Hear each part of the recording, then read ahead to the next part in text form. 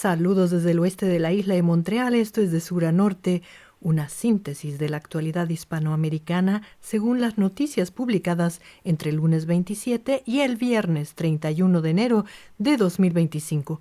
Comencemos con los países que limitan con el Atlántico Sur.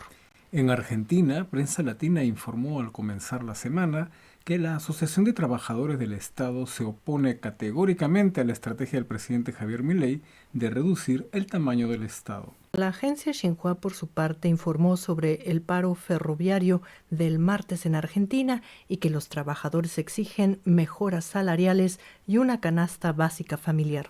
Xinhua también informó que el gobierno argentino, por su parte, inició el proceso para desregularizar el mercado energético y que el ministro de Economía, Luis Caputo, dijo que espera que los precios de automóviles y motocicletas bajen entre un 15 y 20% al anunciar una eliminación y reducción de impuestos en la compra de estos productos en esta semana. En Uruguay, la agencia Xinhua destacó que el canciller Omar Paganini anunció que la próxima semana cruzará el Atlántico para avanzar el Tratado de Libre Comercio entre el Mercosur y la Unión Europea. Esta semana, y ante la noticia de la muerte de un soldado uruguayo, el gobierno de Uruguay confirmó que seguirá colaborando con los cascos azules en el Congo, según informó la agencia Xinhua. Finalmente, Prensa Latina informó que una empresa japonesa que fabrica autopartes anunció que cerrará sus operaciones en Uruguay debido a los altos costos de producción y problemas con los sindicatos en Uruguay. Ahora subamos por los países mediterráneos. En Paraguay, esta semana Infobae resaltó la gira del canciller paraguayo Rubén Ramírez, que recorrió 5 países del Caribe en 96 horas, como candidato para la Secretaría General de la Organización de Estados Americanos. Ramírez compite con Albert Randim de Surinam. La agencia Xinhua, por su parte, informó que este jueves el Banco Interamericano de Desarrollo anunció un plan de financiamiento por más de $1.000 millones para Paraguay hasta el 2029. En su nota, Xinhua explica que la iniciativa busca encaminar a Paraguay en un modelo de crecimiento económico sostenible, verde, productivo y humano. En Bolivia, y con motivo del bicentenario de la independencia, el presidente boliviano Luis Arce presentó el túnel Incahuasi, que con una inversión superior a los $130 millones, ahora une el oriente y el occidente de este país alto andino, según informó Prensa Latina. Prensa Latina también habló de una nueva planta siderúrgica próxima a inaugurarse en Bolivia y que generará $1.000 millones de ingresos en dólares anuales. Deutsche Welle, por su parte, informó que el expresidente boliviano Evo Morales acusó esta semana a la CIA de querer capturarlo y luego dio cobertura al lanzamiento de la candidatura a la presidencia de Morales, ahora con un nuevo partido de izquierdas que competirá contra el movimiento al socialismo. Finalmente, Europa Press indicó en la semana que la Fiscalía de Bolivia dijo que ya cumplió con su trabajo y ahora es el turno de la policía de ir y arrestar a Evo Morales por no presentarse a declarar en el caso que se le sigue por abuso. Recorramos la costa del Pacífico. En Chile, varios medios informaron que el Congreso chileno aprobó una reforma al sistema de pensiones que, según Prensa Latina, mejora las pensiones, crea un seguro social y reduce la brecha de los retiros por razones de género. Deutsche Welle precisó que ahora las empresas aportarán el 8,5% y los trabajadores seguirán cubriendo el 10% del ahorro pensional. En el Perú, esta semana, el venezolano Edmundo González Urrutia llegó a Lima para recibir varias distinciones, como informaron medios como Deutsche Welle. CNN, por su parte, informó que más de 500 peruanos se encuentran en calidad de retenidos por las autoridades migratorias en Estados Unidos. Y al grito de «nos siguen matando», los transportistas peruanos anunciaron que los siguen extorsionando los grupos de crimen organizado y retomarán los paros a finales de febrero, según informó Europa Press. En Ecuador, Prensa Latina indicó en la semana que aumentan tanto la pobreza como el desempleo, y en ese contexto, Deutsche Welle informó que el venezolano Edmundo González Urrutia fue recibido con todos los honores del Estado. Prensa Latina también se refirió en la semana a la guerra de encuestas que debió finalizar este jueves y el actual presidente Daniel Noboa y la opositora Luisa González aparecen como favoritos para ganar las elecciones generales del próximo 9 de febrero.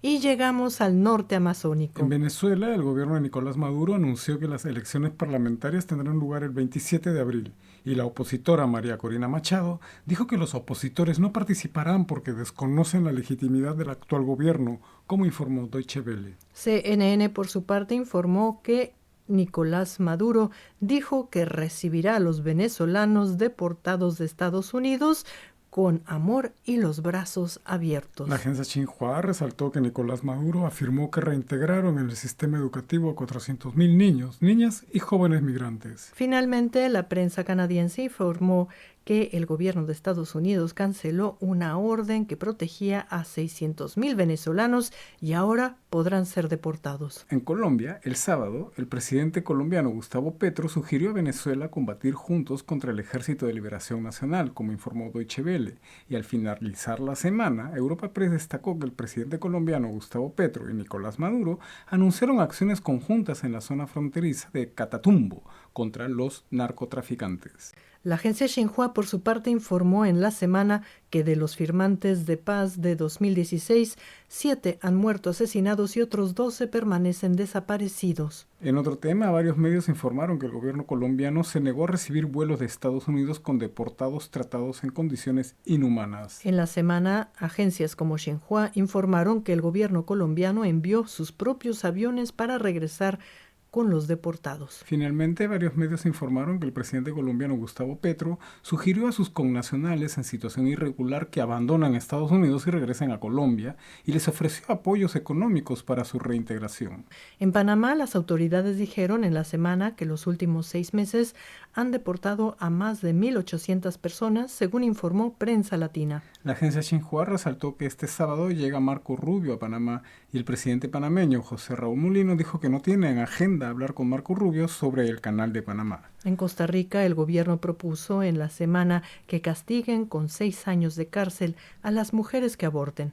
Deutsche Welle explicó que en este país solo es permitido el aborto terapéutico y el personal médico autorizado debe valorar cada caso. En Cuba, el presidente Miguel Díaz-Canel rechazó en redes sociales la propuesta del presidente de Estados Unidos, Donald Trump, de usar Guantánamo para encerrar a los migrantes que el gobierno estadounidense considere de peligro extremo, como informó CNN. En Nicaragua, más de 1,8 millones de niños regresaron a los más de 10.000 centros educativos del país, según informó la agencia Xinhua. La agencia explicó que además de un bono presidencial escolar para estudiantes de preescolar, primario y segundo grado de primaria, el gobierno distribuye 1,2 millones de raciones diarias de alimentos en las escuelas del país. Y esta semana el presidente nicaragüense Daniel Ortega y su esposa, Rosario Murillo, consolidaron el jueves su poder gracias a una reforma aprobada por el Congreso para que la pareja presidencial supervise y coordine a los demás poderes del Estado, como explicó Deutsche Welle.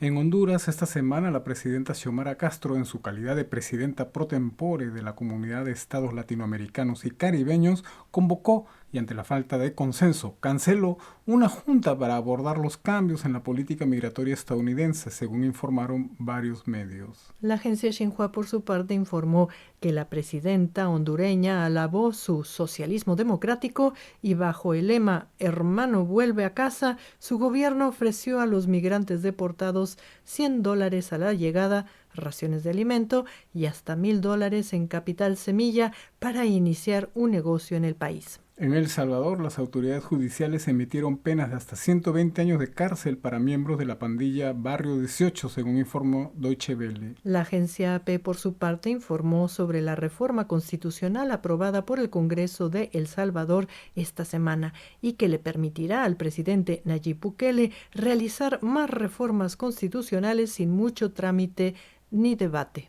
En Guatemala apuestan por la negociación y la diplomacia ante las deportaciones de guatemaltecos desde Estados Unidos, dijo este lunes el canciller del país centroamericano Carlos Ramiro Martínez, según informó la agencia Xinhua. Y llegamos al norte. México comenzó la semana con información de que iba recibiendo alrededor de 4.000 deportados y el viernes Deutsche Welle indicaba que este país ya iba recibiendo más de 6.000 deportados. A mitad de semana, la agencia Reuters dijo que la presidenta presidenta mexicana Claudia Sheinbaum pidió a los países centroamericanos recibir deportados de otros países como lo viene haciendo México. Y la prensa canadiense, por su parte, informó que varios migrantes están decidiendo regularizar su situación migratoria en México. En otros temas, Deutsche Welle informó que la empresa Nestlé anunció que invertirá $1.000 millones en México en los próximos 3 años. La agencia Xinhua informó que esta semana la presidenta Sheinbaum anunció una disminución del 15% en homicidios culposos